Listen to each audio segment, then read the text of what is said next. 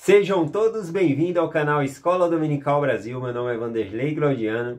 Muito obrigado pelas mensagens de vocês. Eu perguntei ontem, a respeito da tribo de Dan. Por que a tribo de Dan não se encontra ali em Apocalipse capítulo 7, inclusa entre os 144 mil? Tá bom? Eu fiz uma pergunta, eu falei, se alguém tiver algum artigo de alguma autoridade geral falando, alguma coisa do manual da igreja, manda para mim, porque eu não achei nada a esse respeito. Então eu estudei e aí eu busquei nas fontes da própria escritura mesmo e eu cheguei em uma resposta e eu quero compartilhar essa resposta com vocês. Eu perguntei também se alguém tivesse algo para compartilhar, compartilhasse comigo. Era uma lição de casa para vocês, para dar trabalho para vocês, mas acabou sendo um trabalho grande para mim. Muitas pessoas mandaram aí artigos grandes para mim ler a respeito sobre isso, vídeos, de outras religiões que falam a respeito por que a tribo de Dan não se encontra em Apocalipse 7.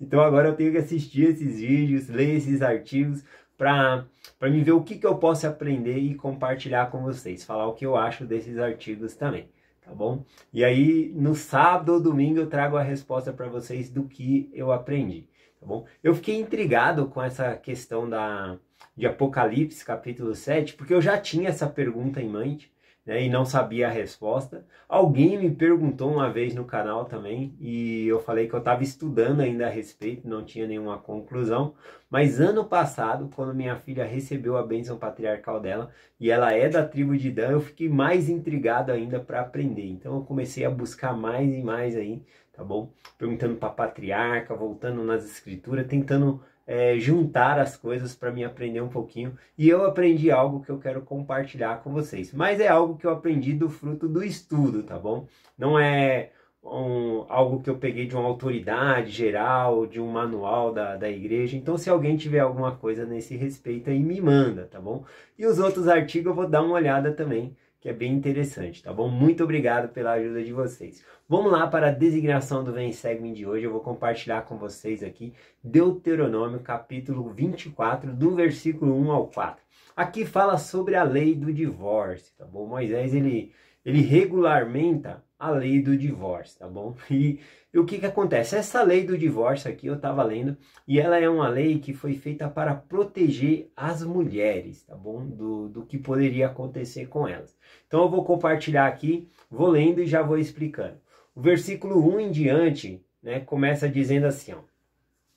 Quando um homem tomar uma mulher e se casar com ela, e então acontecerá que se não se lhe achar graça aos seus olhos, e nela achar alguma indecência, ele lhe escreverá a carta de divórcio, e lá dará na sua mão, e lá despedirá da sua casa. Ou seja, ele vai mandar ela de volta para a casa dos pais dela com carta de divórcio.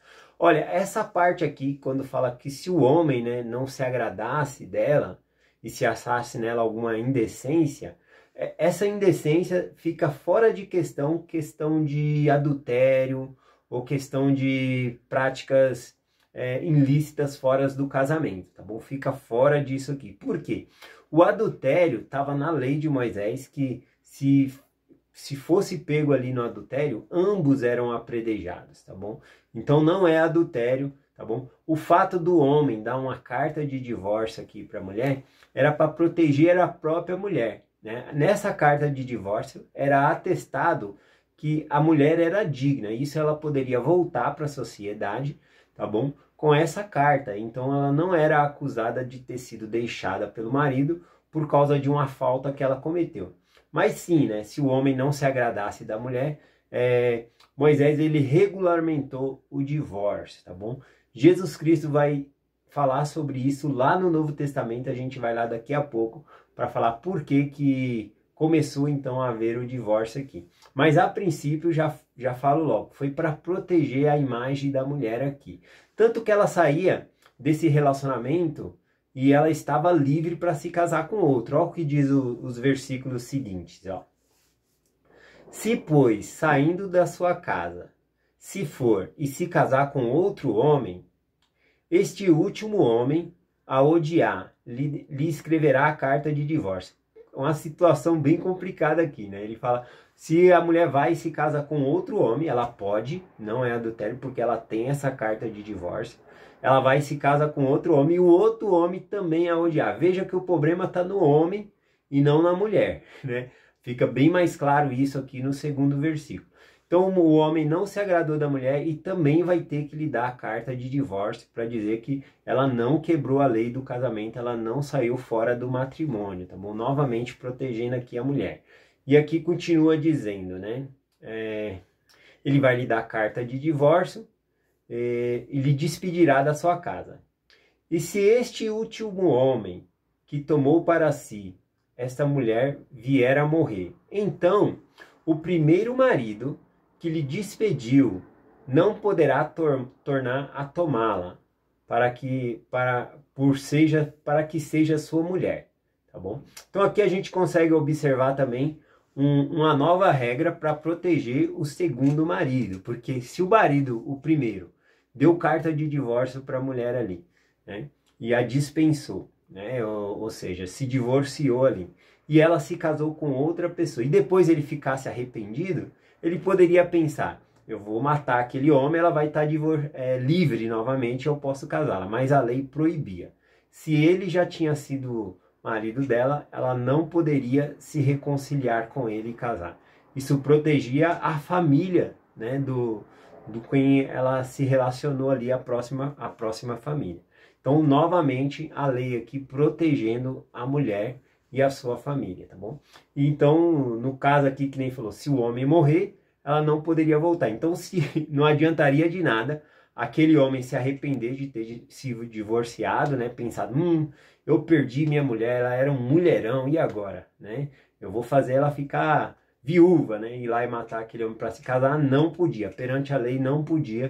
Então, não adiantaria de nada ele ir lá e destruir a família. O apóstolo Paulo, ele fala sobre isso também, lá em 1 Coríntios, capítulo 7, deixei marcado aqui, tá bom? Na descrição do vídeo.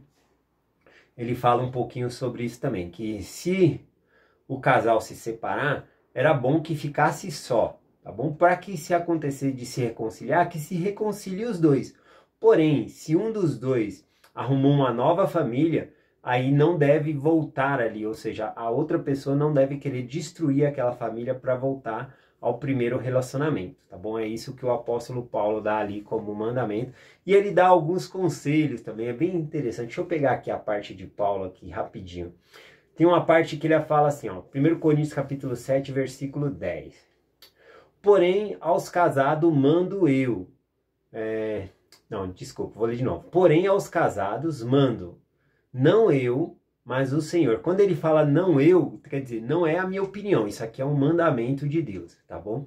E no final dos versículos aqui, lá no versículo 14, ele já usa a expressão diferente, né?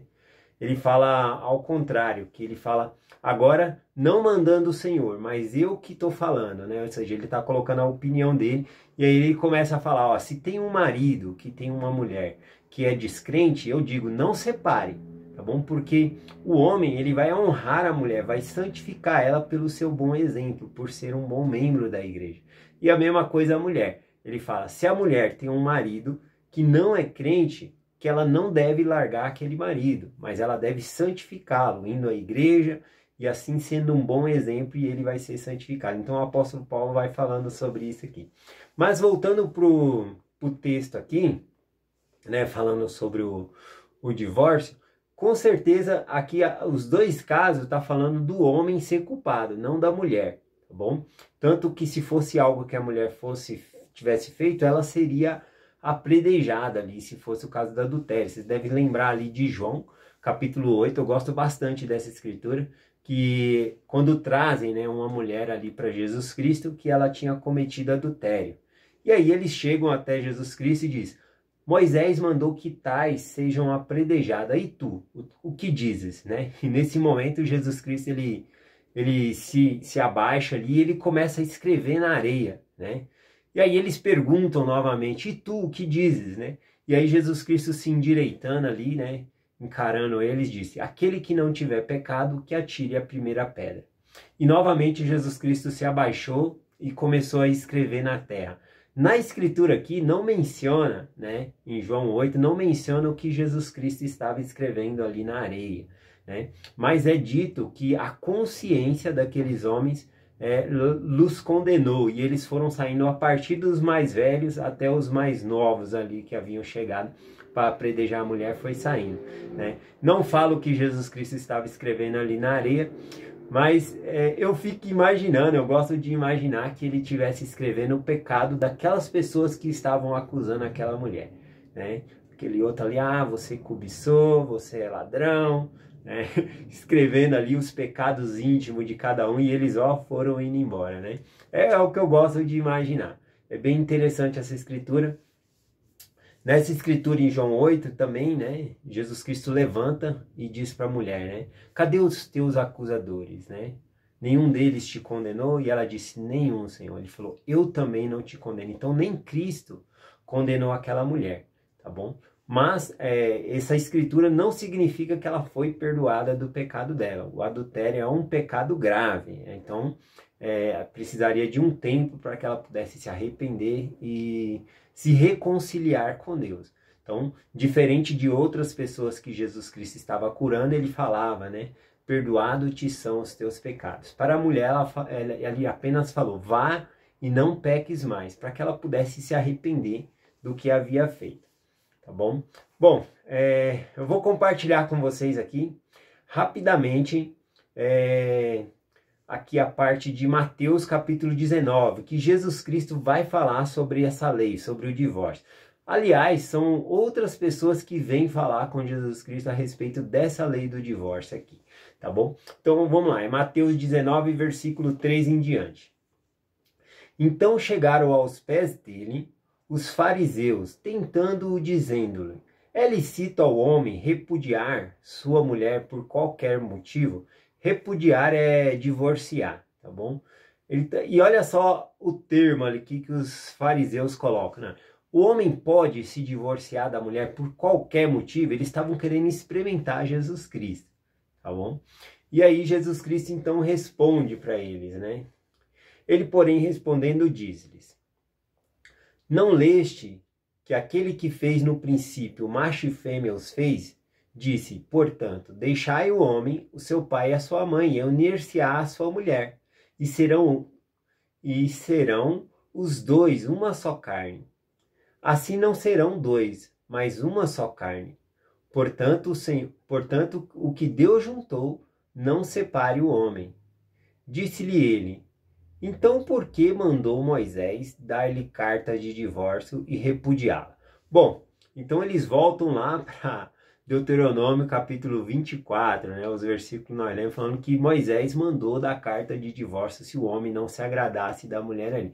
Mas olha só, aquilo, conforme eu falei, foi uma regra, um regulamento que Deus ele criou ali por meio de Moisés para proteger a mulher, tá bom? Para que a mulher não ficasse sofrendo na mão do homem, ou até mesmo morresse ali de tanto sofrer, para que o homem se casasse com outra mulher. Então foi uma lei para proteger a mulher. Então Jesus Cristo diz a respeito disso aqui, né? Quando eles falam que Moisés, né, mandou dar carta de divórcio. Por quê? E aí Jesus Cristo responde, disse-lhe ele, Moisés, por causa da dureza de vosso coração, vos permitiu repudiar vossas mulheres. Mas no princípio não foi assim. Repare que ele fala que ele não está acrescentando a lei aqui, ele está explicando a interpretação errônea que os fariseus haviam feito ali, que poderia se divorciar por qualquer motivo, tá bom? Não era esse o caso aqui, tá bom? E aí ele continua dizendo aqui, eu vos digo, porém, ele mesmo que deu a lei, né, sobre o casamento, né? E no começo ele já ensinou, Deus ele criou macho e fêmea, ambos serão uma só carne. Ele ensinou o princípio bem aqui do casamento. Então ele diz, porém, qualquer que repudiar a sua mulher, não sendo por causa de fornicação, por causa de outra, e se casar com outra, comete adultério. E o que se casar com a divorciada também cometerá adultério. E aí Pedro, né, que estava do lado dos apóstolos, e disseram os seus discípulos, se assim é a condição do homem relativo à mulher, não convém casar, né? Até os apóstolos ali, os discípulos de Cristo falam, nossa, mas é assim, então nem convém casar, né? Porque eles também pensavam que poderia se divorciar ali de alguma maneira da mulher, mas Cristo ele deixou bem claro, só se fosse por adultério, só se fosse algo grave, tá bom? Bom, mas aqui eu devo dizer que Jesus Cristo ele não está dizendo que você tem que manter o seu casamento se ele é abusivo, se você sofre nesse casamento, né? Se você apanha, sofre, Deus ele não quer o seu sofrimento, tá bom? Então assim como ele permitiu no passado para proteger a mulher, também em nossos dias existe o divórcio. Infelizmente hoje em dia está mais fácil para divorciar do que para casar, né? Para casar você precisa de testemunhas, para divorciar já nem é tanto assim. Mas falando sobre o divórcio aqui, né? Deus ele criou macho e fêmea, como Jesus Cristo falou, são ambos uma só carne, tá bom? Então o homem, como nós podemos ver aqui, eles estavam criando brechas na lei para poder pecar, para poder contrair um novo casamento, para se divorciar. Quando na verdade o homem, né, como patriarca ali do lar, ele tem que procurar solucionar, consertar o que está errado, né? Chamar a esposa e falar assim, olha, está acontecendo isso, não está me agradando, o que nós dois temos que fazer para melhorar? Então, a resposta não é o divórcio, tá bom? A não ser que seja nesses casos que eu estou falando aí de abuso, apanhar, né? Existe abusos psicológicos também, xingamentos, tá bom? Então, devemos tentar consertar essas coisas no nosso relacionamento. Aliás, eu anotei aqui que existe 2 mandamentos a qual o Senhor fala que nós devemos aplicar todo o coração. O primeiro é amar a Deus de todo o nosso coração, mente, força, todo o nosso entendimento, né? E o outro que ele fala de todo o coração é a nossa esposa, tá bom? Que nós devemos amar a nossa esposa de todo o coração. Então são 2 mandamentos que ele fala de aplicar todos o nosso coração. Então é essa mensagem que eu quero compartilhar com vocês, né, aqui de Deuteronômio, capítulo 24, versículo do 1 ao 4, que fala sobre essa lei do divórcio, mas que era para proteger as mulheres aqui, tá bom? No caso. Eu deixo essa mensagem com vocês, em nome de Jesus Cristo. Amém. Até amanhã.